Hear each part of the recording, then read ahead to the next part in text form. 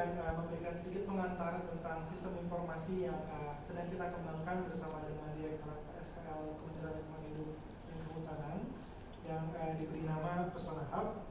Mungkin bisa langsung ditayangkan untuk presentasinya.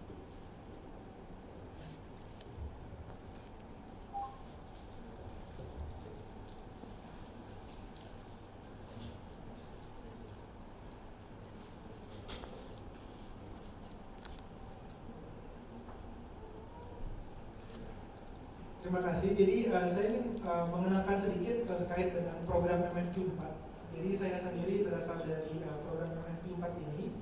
MFQ 4 ini adalah program kerjasama antara pemerintah Indonesia, dalam hal ini Kementerian Lingkungan Hidup dan Kehutanan bersama pemerintah Inggris, yang sebenarnya sudah berlangsung selama 20 tahun. Fokus utama kita terdiri dari dua. Yang pertama adalah terkait dengan legalitas dan juga keberlangsungan produksi kayu.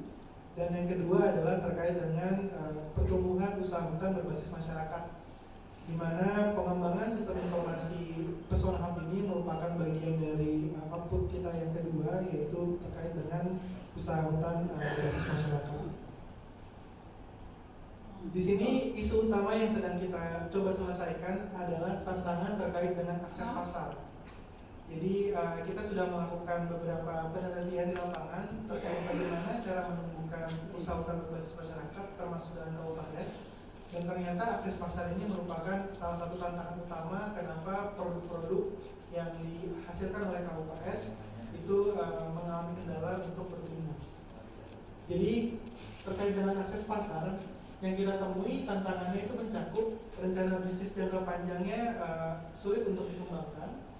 Lalu juga mengetahui konsumen dan juga pasar yang ingin dicapai itu juga ada tantangan yang tersendiri. Bagaimana cara meningkatkan skala produksi dan juga melakukan standarisasi untuk kualitas produksi, dan terkait dengan modal dan pendanaan. Ini adalah 4 hal yang kita temui tantangan yang ditemui oleh rekan-rekan KUPS untuk bisa mencapai dengan akses pasar. Lalu juga terkait dengan pihak yang membeli produk-produk dari KUPS, di sini kita temui memang sebagian besar dari produk KUPS dibeli oleh off-taker, tapi rantai nilainya, jadi dari satu off-taker biasanya dijual lagi ke off-taker lainnya, lalu dijual lagi ke beberapa perantara lainnya, baru sampai ke konsumen akhir. Dengan rantai nilai yang panjang seperti itu, pada akhirnya nilai ekonomi yang akan didapatkan oleh KUPS atau oleh usaha masyarakat akan berkurang. Jadi di sini kita melihat dari sisi rantai nilai itu juga belum optimal. Terkait dengan pembeli dan konsumen, ketika rekan-rekan KUPS mengembangkan suatu produk, konsumen atau pasar itu seakan-akan hal yang jauh gitu. Maksudnya kita melihat beberapa dari wawancara dari teman-teman KUPS juga, produk ini kita kembangkan, konsumennya siapa sih, pasar siapa yang akan bisa membeli produk-produk ini. Hal-hal tersebut terasa sangat jauh karena rantai nilai yang tadi yang panjang. Jadi biasanya yang dilihat adalah siapa yang akan membeli langsung, jadi siapa off-takernya. Sedangkan konsumennya yang akan mengkonsumsi produk-produk yang bapak dan ibu hasilkan, itu biasanya kita tidak mendapatkan informasi yang dari sisi masyarakat.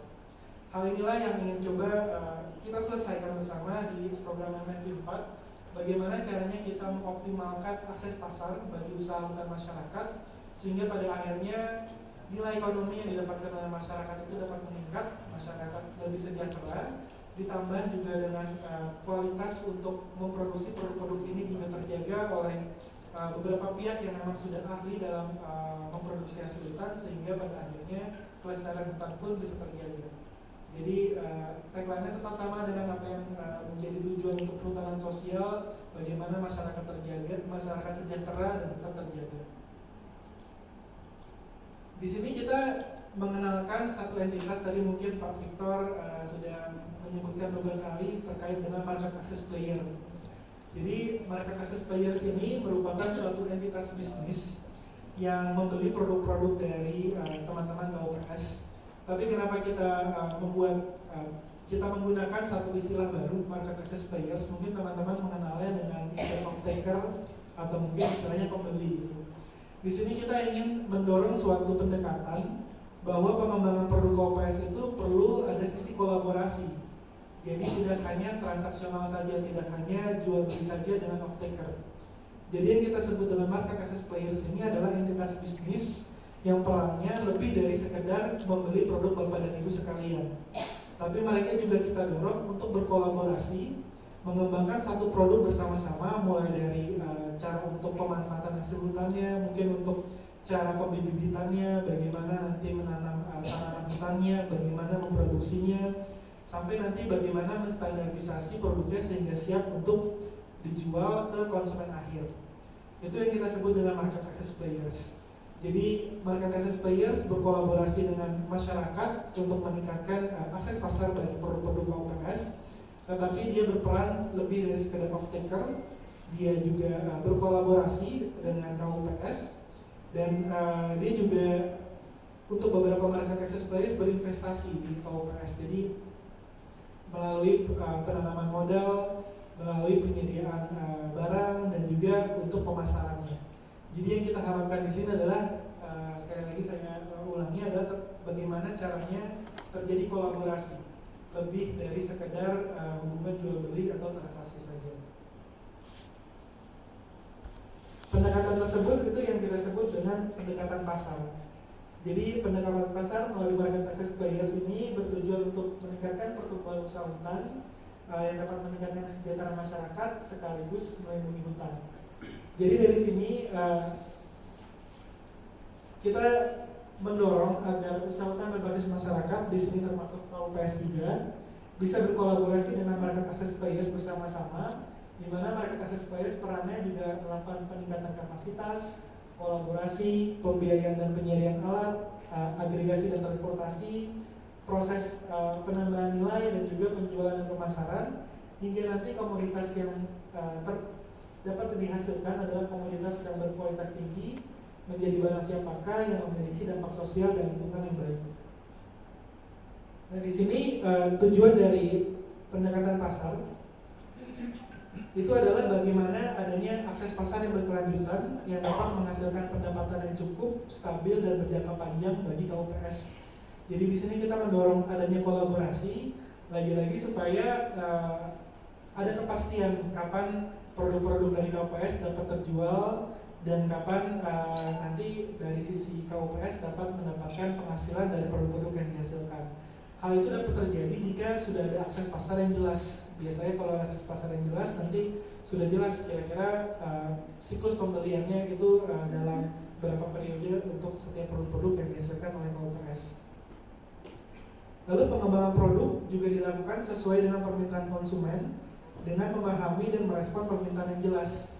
Jadi di sini sebelum nanti masing-masing Bapak dan Ibu mengembangkan suatu produk, itu sudah bisa jelas siapa sih konsumen yang akan mengkonsumsi produk ini, yang akan menggunakan produk ini, kemana produk ini akan dijual. Informasi terkait pasar tersebut itu dapat diakomodasi di bagian awal ketika kita merencanakan untuk membuat suatu produk. Jadi mungkin sebagian besar ada beberapa kasus di mana KUPS melihat ada potensi, dikembangkan dulu saja produknya, dibuat kemasannya, lalu baru dijual ke pembeli terdekat gitu. Nah di sini dalam pendekatan pasar kita ingin mendorong supaya ada kolaborasi dengan market access players. Jadi nanti market access players yang memberikan pengetahuan dan juga informasi-informasi terkait dengan pasar. Jadi produk-produk yang dihasilkan sudah bisa lebih ada sasarannya. Oh kita ingin mengembangkan produk untuk misalnya produk kopi untuk hotel tertentu, jadi sudah ada standarisasi yang jelas ketika kita mulai mengembangkan produk tersebut. Dimana untuk mencapai suatu standarisasi produk ini biasanya inisiatifnya perlu dimulai bahkan dari pembibitan gitu kan, atau dari nanti kita bisa untuk menumbuhkan tanamannya dan juga untuk melakukan proses produksinya juga. Dan kita mendorong supaya model kolaborasi antara KUPS dan market access players ini dijalankan dengan memastikan bahwa usahanya dilakukan secara berkelanjutan, jadi tetap memikirkan kelestarian hutannya tentunya. Jadi bagaimana produk-produk ini bisa diproduksi tanpa merusak hutannya tentu saja. Dengan adanya kolaborasi ini kita harapkan nanti ada pertumbuhan skala bisnis dari KUPS, sehingga kapasitas dan kapabilitas KUPS itu akan terus meningkat serta berkelanjutan secara finansial. Dan model bisnis yang sukses nanti juga bisa direplikasi oleh market access players di KUPS lainnya. Makanya itu kita harapkan model ini bisa direplikasi dengan cepat di seluruh Indonesia. Jadi makin banyak KUPS yang bisa tumbuh dengan kolaborasi dengan market access players ini. Ini adalah beberapa contoh dari market access players yang ada di dalam portofolio MFP 4. Jadi kita ada beberapa contoh, misalnya Sobi, ini produk kayu di Jawa Barat dan Jawa Tengah. Lalu ada Timurasa, ini kacang kenari di wilayah Maluku dan NTT. Ada juga Nares, ini untuk produk minyak esensial. Ada IBI di wilayah Yogyakarta untuk kayu. Ada Indo Bambu, itu untuk produksi bambu di wilayah NTT. Seniman Pangan untuk produk-produk makanan pangan lokal, itu ada di bagian NTT juga. Sebumi Ekowisata itu di bagian Kalimantan, dan juga Javanero itu produk untuk di bagian Jawa. Ini hanyalah sebagian kecil dari market access players yang ada di Indonesia sekarang.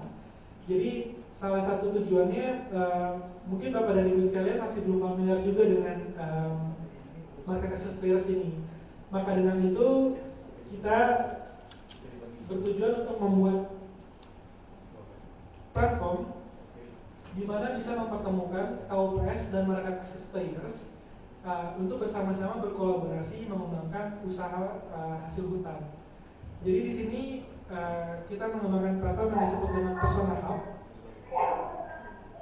Di sini tujuan utamanya bagaimana caranya bisa berkolaborasi antara KUPS dan market access players dalam pendekatan pasar tadi. Jadi kita ingin menekankan bahwa platform ini sebenarnya bukan seperti platform e-commerce atau platform toko online. Jadi di sini bukan seperti Tokopedia atau Shopee, jadi Bapak dan Ibu mengupload produk untuk dijual ke konsumen.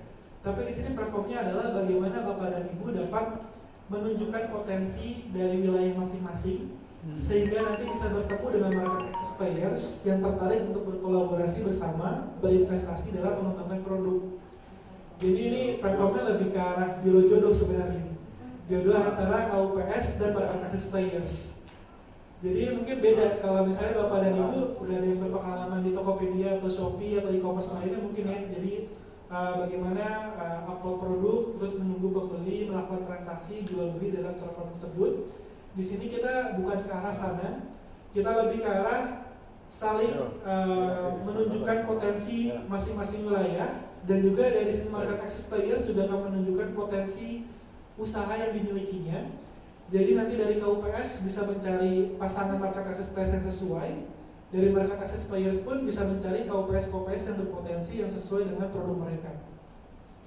Jadi fungsi utama dari Persona Hub ini yang pertama menemukan mitra pengembangan usaha pertanian sosial tadi, lalu membangun akses pasar yang berkelanjutan. Jadi kita harap akan terbentuk kolaborasi antara KUPS dan market access players.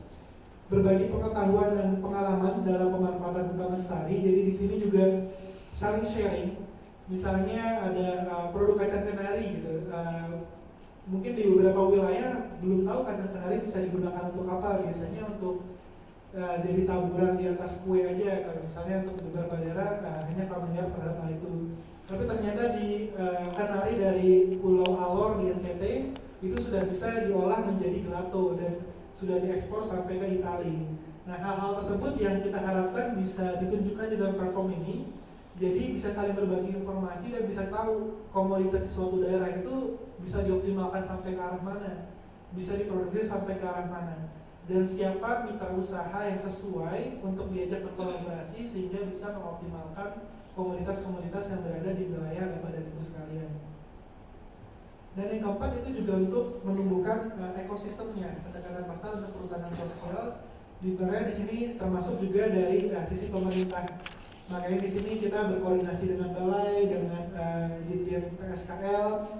Di sini nanti teman-teman dari pemerintah kan bisa juga melihat KUPS mana yang sudah berkolaborasi dengan market access players, sehingga nanti bisa juga didukung mungkin baik dari sisi pendamping juga.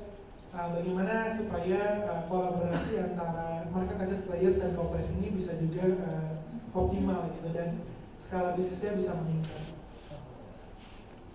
Di sini ada beberapa Fitur utama mungkin saya untuk menjelaskan secara umum terlebih dahulu, nanti Bubi yang akan menjelaskan secara lebih detail. Jadi fitur utamanya yang pertama adalah menyediakan kemudahan akses informasi yang relevan dan akses komunikasi yang efisien untuk pengembangan usaha perhutanan sosial yang berkualitas. Jadi nanti data-data dari Pesona Hub ini akan kita integrasikan dengan GoGroups. Bapak dan Ibu mungkin ada yang sudah tahu, ada yang belum. Jadi data-data KUPS ini sudah tersimpan di dalam sistem informasi yang dikembangkan oleh Ditjen PSKL yang bernama GoGroups. Jadi di situ sudah ada potensi komoditas setiap KUPS, lalu juga kontak dari setiap KUPS dan juga data kelembagaannya seperti SK-nya, KUPS-nya termasuk dari balai wilayah mana dan juga KPS-nya. Nah, data-data dari GoGroups ini akan kita integrasikan dengan Pesona Hub. Maka dari itu tadi pada saat Bapak dan Ibu datang ke ruangan, kita minta untuk update email dan nomor handphonenya, karena itu penting sekali. Email dan nomor telepon Bapak yang ada di Pesona Hub itu harus sama dengan yang terdaftar di GoGroups.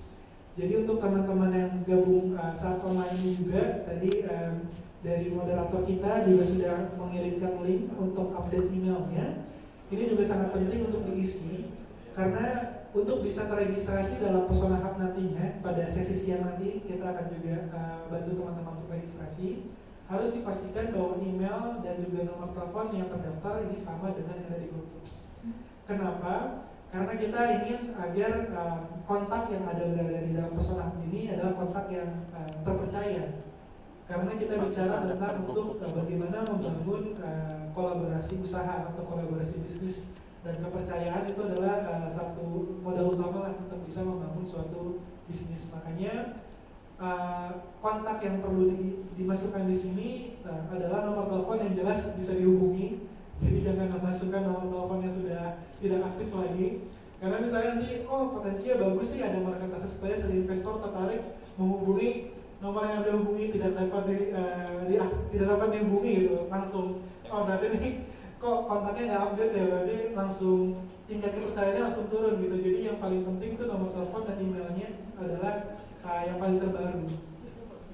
Nanti kita kasih waktu juga setelah sesi ini, mungkin di jam 11 untuk teman-teman mungkin ingat-ingat kembali nomor telepon dan email yang ingin diregistrasikan ke dalam sistem informasi ini.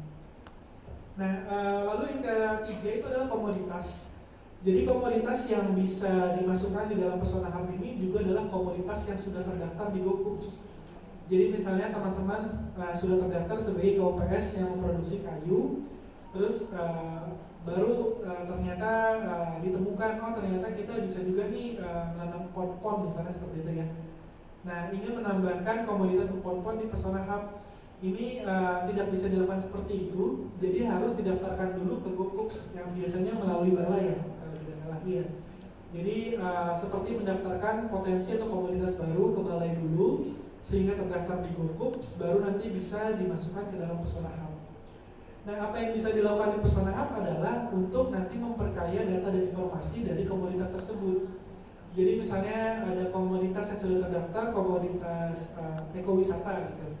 Nah, nanti di dalam Pesona Hub baru didetailkan ekowisatanya itu apa saja, luas areanya berapa, potensi yang bisa dikembangkan dari ekowisata ini apa saja. Hal-hal tersebutlah yang nanti bisa dimasukkan di dalam Pesona Hub.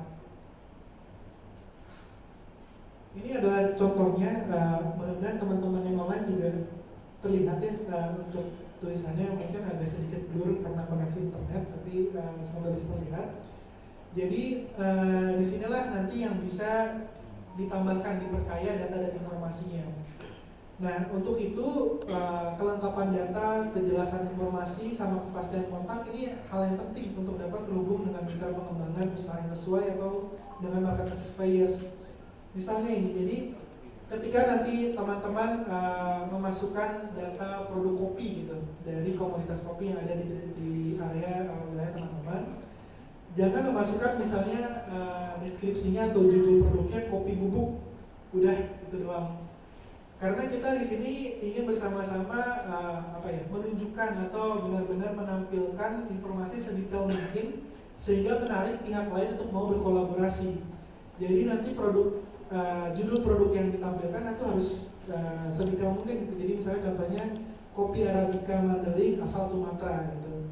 Nah, kita juga tujuan utamanya ketika nanti platform ini sudah live dan sudah besar, ketika ada orang googling atau memasukkan ingin mencari suatu komunitas tersebut di Google, ini nanti bisa muncul di hasil pencarian di Google tersebut gitu. Jadi data informasi produknya itu dibuat sedetail mungkin.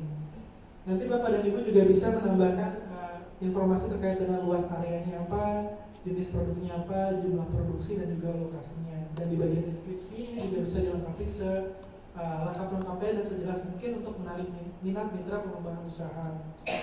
Nah, di sini juga yang penting adalah terkait dengan jenis produknya. Jadi teman-teman KOPS yang terdaftar dalam Pesona Hub ini tidak perlu hanya menampilkan produk-produk yang sudah jadi, sudah ada dalam kemasan atau sudah ada brandnya. Justru yang ingin kita tampilkan di sini adalah potensinya. Jadi boleh menampilkan produk-produk yang sudah ada kemasannya, tapi boleh juga menampilkan produk-produk yang masih dalam bentuk raw material atau material mentah gitu. Jadi misalnya kayu, di foto pohonnya aja juga boleh, asal nanti bisa tahu potensinya apa. Misalnya ini sudah ada pohonnya, potensinya nanti bisa ditebang dalam beberapa tahun gitu, tapi ingin mengajak mitra marketplace express untuk berkolaborasi untuk nanti bisa menjadi off-taker-nya dan juga untuk nanti misalnya menjembatani ke akses pasar lainnya, itu bisa juga ditampilkan. Jadi yang diupload di sini, yang dimasukkan ke dalam sistem ini tidak perlu untuk produk jadinya saja, tapi juga produk-produk yang masih setengah jadi atau produk mentah pun bisa dimasukkan di sini.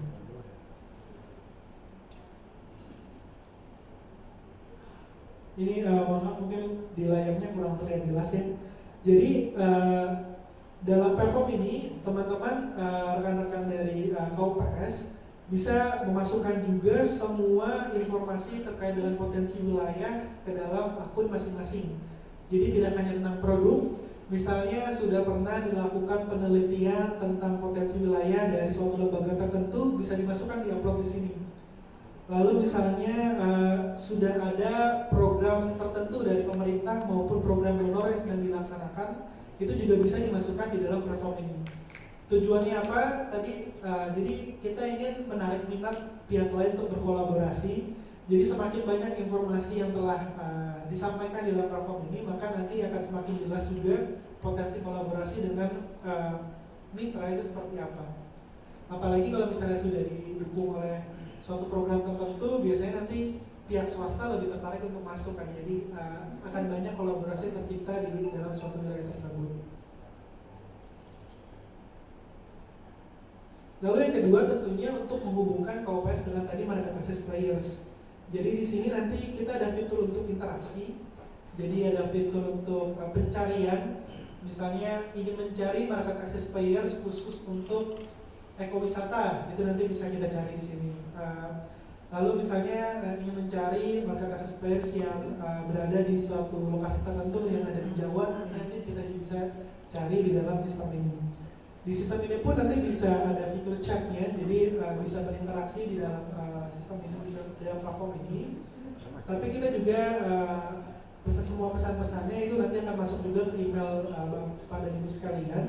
Dan untuk pengembangan selanjutnya mungkin di awal tahun depan di Januari, ini akan juga terkoneksi dengan fitur WhatsApp. Jadi nanti untuk nomor telepon yang dimasukkan juga kayaknya semuanya juga udah sebagian besar sudah bisa mengakses WhatsApp. Ini dipastikan juga nomor telepon yang sudah ada WhatsApp-nya gitu. Jadi biar nanti nggak usah ganti-ganti lagi kan ke depannya. Jadi kita informasikan dari sekarang, kita mungkin di awal tahun depan ini sudah fitur WhatsApp-nya sudah bisa aktif. Jadi ketika ada market access player, saya menghubungi Bapak dan Ibu sekalian melalui platform ini atau melalui website ini, nanti akan muncul notifikasi juga di WhatsApp di Bapak dan Ibu sekalian. Ini mungkin pengantar sedikit dari saya sebelum sesi tanya jawab. Mungkin saya